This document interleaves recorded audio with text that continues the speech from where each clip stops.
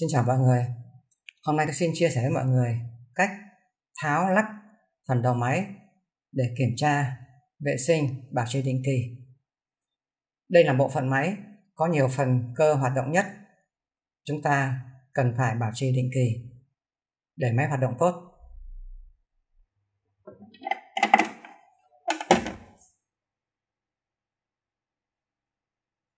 Chúng ta cần phải kiểm tra, vệ sinh ở đây và khu vực này.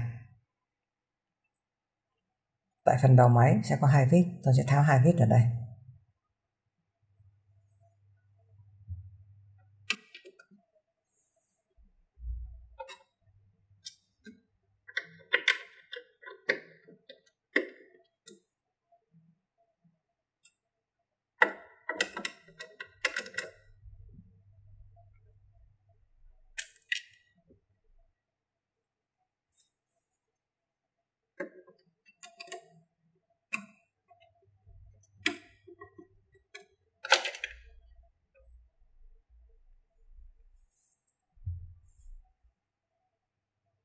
Sau khi tháo vít xong, ta kéo nhẹ phần nắp ra.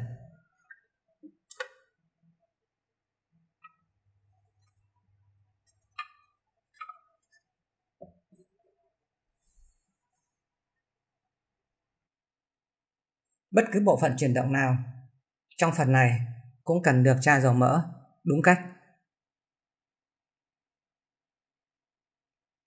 Tôi sẽ quay ở nhiều góc độ khác nhau để chúng ta tham khảo. Đây là phần khó quan sát nhất, nên khi kiểm tra chúng ta cần phải quay nhẹ trục để nhận diện được các vị trí cần tra dầu nhất.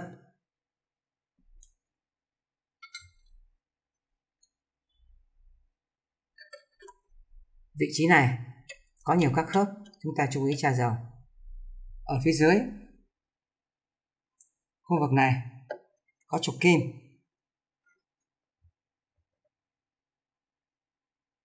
Đây là trục kim, chúng ta cũng chú ý tra dầu. Chúng ta có thể quan sát trục kim từ phía trên này. Chúng ta tra dầu từ phía trên này.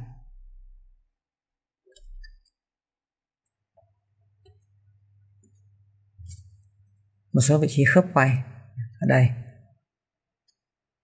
vị trí này chúng ta phải cho dầu nhớt vào đó.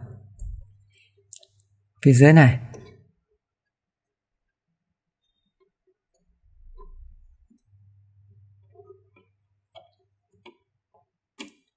chúng ta chú ý khớp quay tại cần giật chỉ, chúng ta cho nhớt vào đây. Đây là vị trí này, vị trí này. Mỗi vị trí ta tra từ 1 đến 3 giọt dầu nhỏ cỡ hạt gạo. Vị trí dưới này là trục kim, ta cũng cho 1 đến 3 giọt.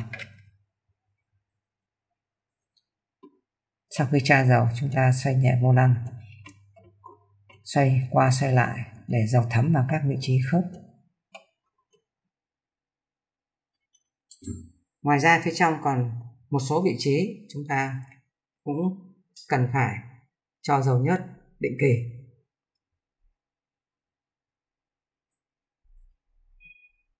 Góc bên đây có trục của cần sâu chỉ.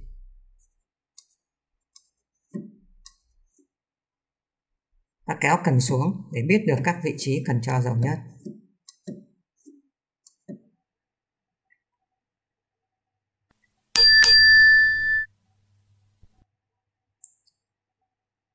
Vị trí thứ hai chúng ta cần mở ra kiểm tra là vị trí nắp tre.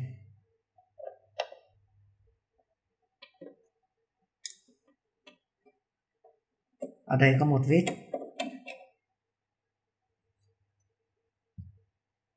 Đây là vị trí khó. Đối với vị trí này chúng ta cần chú ý. Nắp tre sẽ có các cái ngàm.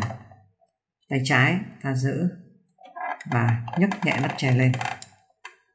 Tay phải chúng ta dùng một dụng cụ nâng nhẹ nâng nhẹ lên chừng khoảng 2 mm, sau đó ta kéo nhẹ ra khỏi khớp. Tiếp tục phía bên này ta nâng lên một chút, sau đó nhấc ra ngoài.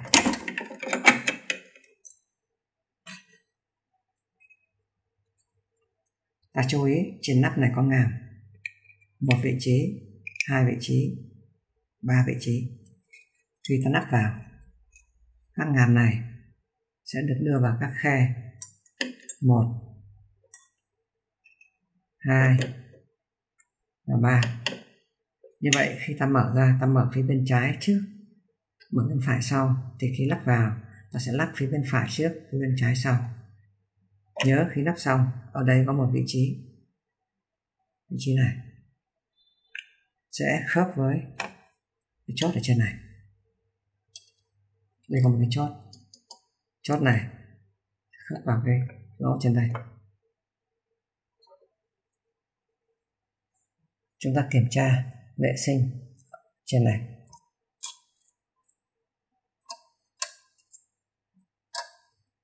Các vị trí trên này chúng ta không cần cho dầu nhớt thường xuyên. Phần nắp đầu máy này chúng ta cũng thường hay phải gỡ ra để xử lý tình huống xoắn chỉ, rối chỉ và đứt chỉ trên. Khi nắp vào ta chú ý, chúng ta sẽ nắp bên góc bên phải trước. Đây có ngàm, chúng ta đưa ngàm này vào trước.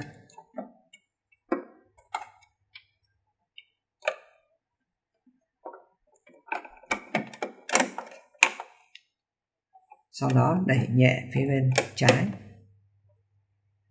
Trong khi đẩy chúng ta phải nâng lên.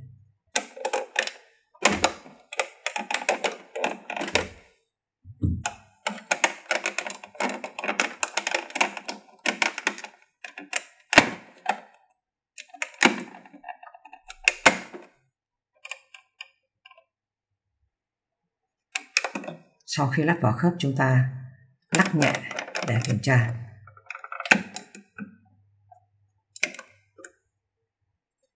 Thấy vào hết tất cả các vị trí ngàm, chúng ta mới vặn vít. Ta vặn vừa phải.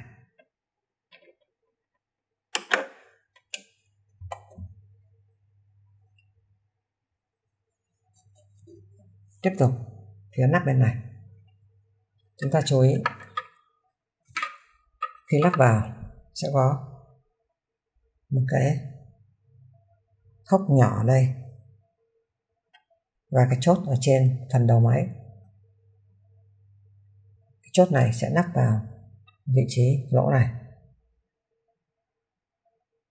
Kết hợp phần nhựa này sẽ khớp với phần khuyết ở trên này.